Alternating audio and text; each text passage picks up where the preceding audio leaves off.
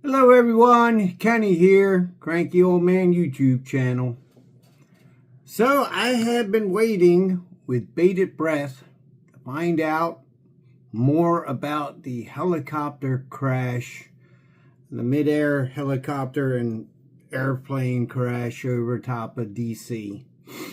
And the government never ceases to amaze me. I think they are going to draw this out, and hopefully until people kind of forget about it. But I don't think people are going to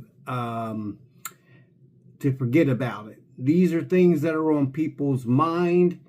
I believe the government has a series of cover-ups, lies, misinformation, dating back to the 40s, definitely the 50s. I think sorry, I have allergies. You're going to see me wipe my nose every once in a while, maybe sneeze, and take a drink of something to drink. Ever since the 60s, I would say, with JFK, that's where the government started getting really out of hand with holding back information, doing things they shouldn't do, and getting involved in things they shouldn't do, and then covering it all up. So, not to be regurgitative, but so far what we have learned, the government has said the Blackhawk was flying about 300 feet, maybe 325 feet in the air, well above their ceiling height of 200. Now, that's really hard to figure out, since the black box of the airplane showed them at 325. Well, if they ran into each other, then obviously that's the height the Blackhawk had to be flying at. Now, I'm going to put a video over here showing the Blackhawk, and then I'm going to put it on top of the screen so you can get a better view of it. If my little editing software hands can do it. But the video shows the Blackhawk making a beeline for that aircraft for over 60 seconds. I mean, just straight at it. People say, hey, they could have been obscured because the top of the plane or the helicopter has an overhang here. The helicopter was pitched like this because it was going so fast that they had a clear view. Obviously, a clear view out the front of the helicopter. And now they're trying to muddy the waters with throwing around other pilots' names in there. The pilot who was identified as being the pilot at the time was Rebecca Lobach. And she is a self-proclaimed activist. Her family called her an activist. And activists tend to do crazy things. Now, we can't overlook the last, since January, 2 other military members have done something irrational and basically domestic terrorism. The one with the special forces guy might have been some type of patriotic act to bring attention to the drones and the drone issue with China and the United States and whatnot, and figured maybe that was the best way to get the information out there and to get people to listen, because apparently he had been attempting to talk to the government about the situation and no one cared. No one in Congress and Senate, nobody cared. So maybe that was his way of reaching out to people to just to get the info out there. Now, this Lobach woman this officer with a whole 500 flight hours, was a social media person for the Biden regime, you want to call it. And when Biden lost office, she was out of job. So I don't know what the rush was to get her certified on her Blackhawk hours. There's no immediate need for Blackhawk officers to be flying. She certainly, or the government certainly could have waited to send her on some type of military training exercise somewhere out in Nevada desert, California 29 Palms, off the coast of Florida, whether it be on the Panhandle or on the Gulf, east side, west side, somewhere where if she was to crash, it wouldn't cause a lot of deaths other than the crew on the Blackhawk. Now, don't get me wrong. I don't feel, I do feel sorry for the people on the Blackhawk. Unless the one was intentional, I don't really feel sorry for Lobach.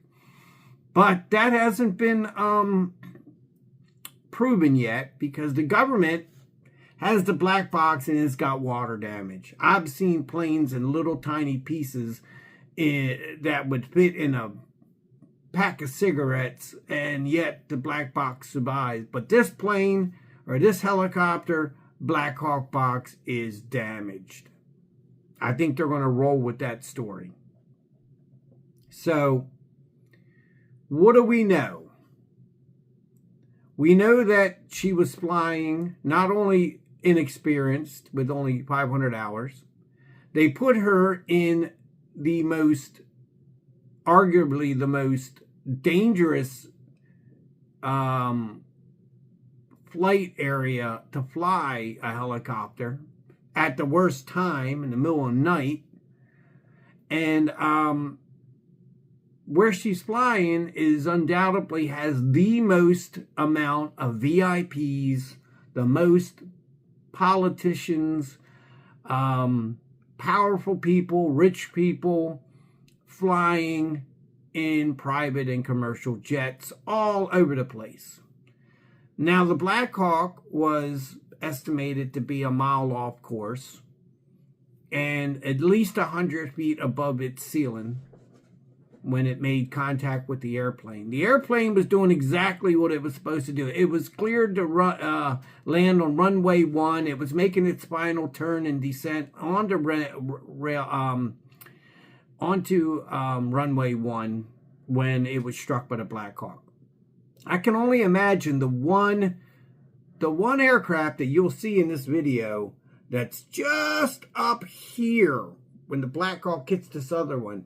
I wonder how those people think or are feeling right now, that they were probably very, very lucky that their plane wasn't targeted. This definitely looks targeted. And that's the reason why I don't think the government wants to put out anything about the hold on for 1 second.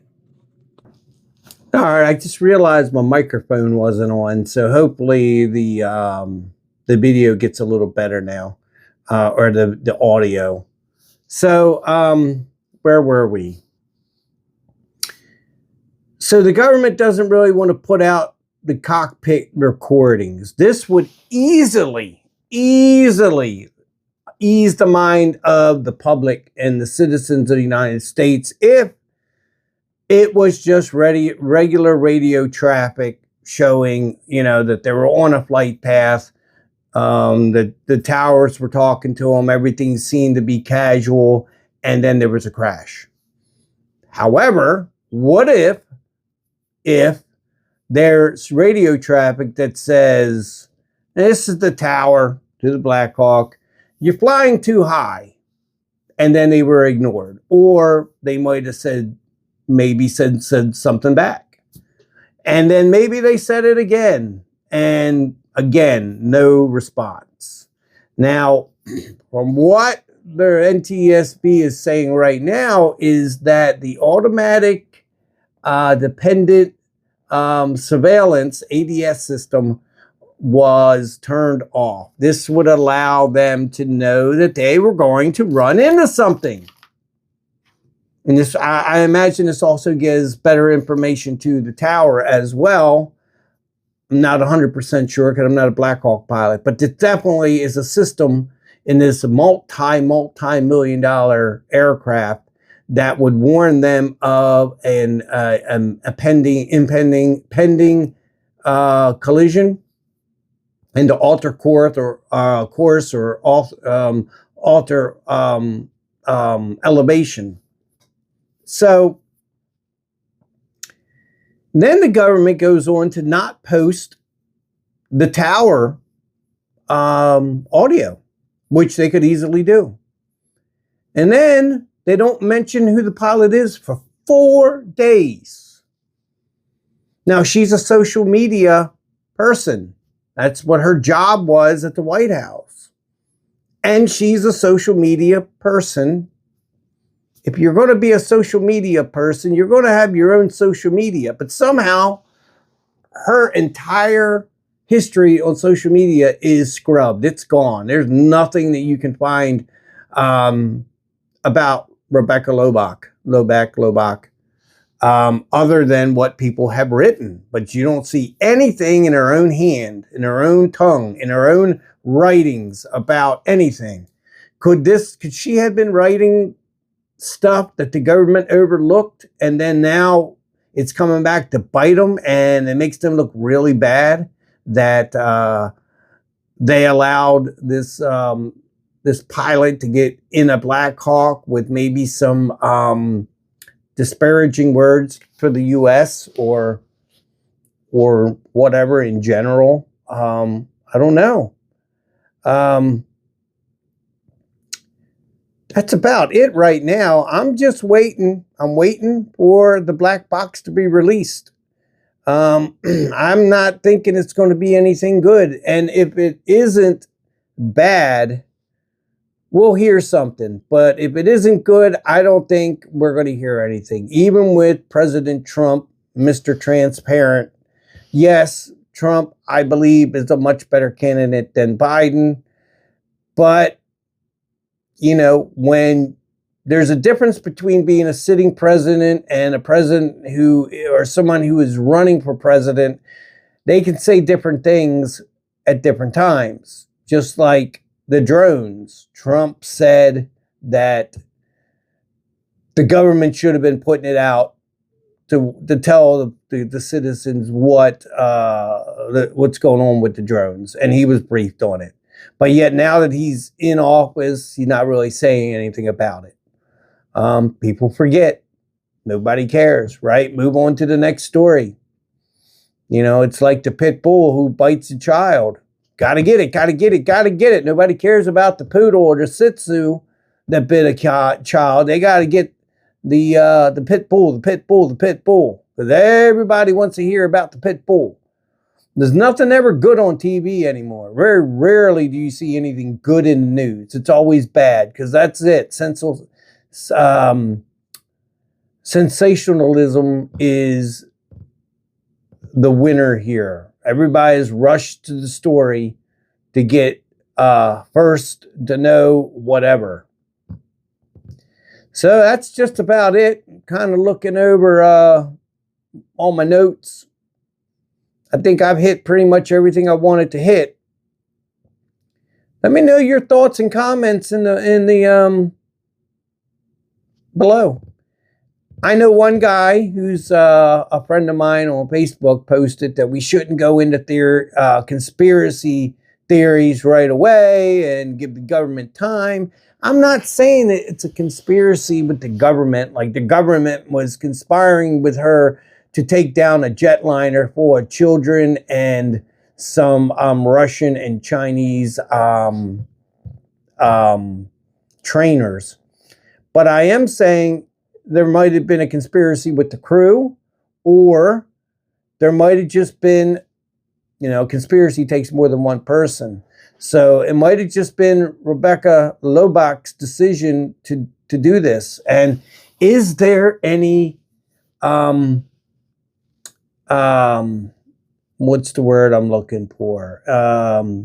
Did she leave any kind of parting words?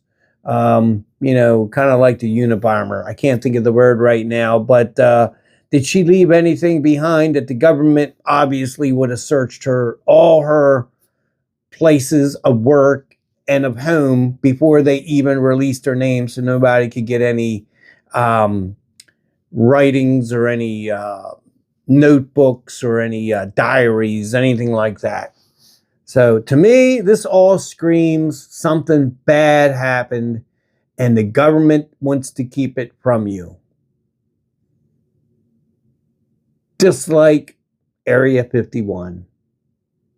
Now, I don't know about Area 51, but if we think we're the only people out there in this vast universe, I highly doubt it. I really do. And that's another story. I can get into that later on. But anyway, I just wanted to put that one out there. So to all my loyal followers, I hit over 200 yesterday. I'm at 202, I believe. Please like, share, and subscribe. Please pass my information on, at least to 2 or 3 people. 10 would be great. I would like to get this channel up to 1,000 subscribers. Then I could start making a few bucks. I'm at 200, which isn't bad for about 9 weeks. So as long as I don't have people dropping off, I'm good. I think I only had maybe 1 person drop off. And I'm hoping to bring better content. I've had a lot of people in the comments talk about 1 or 2 videos, and I tell them, please leave in the comments what you'd like to hear me talk about. I'm going to have a segment called Street Talk with Kenny. Need to know what you might want me to ask the people out on the streets. I'm going to go out there. I'm going to pay them like $1 an answer, maybe $5 an answer or something, and get their answers and get the pulse of the nation, at least here in my small little area of Edgewood, Maryland, just 30 minutes north of Baltimore. So that's all I got for y'all. Take care, and I'll see you in my next video.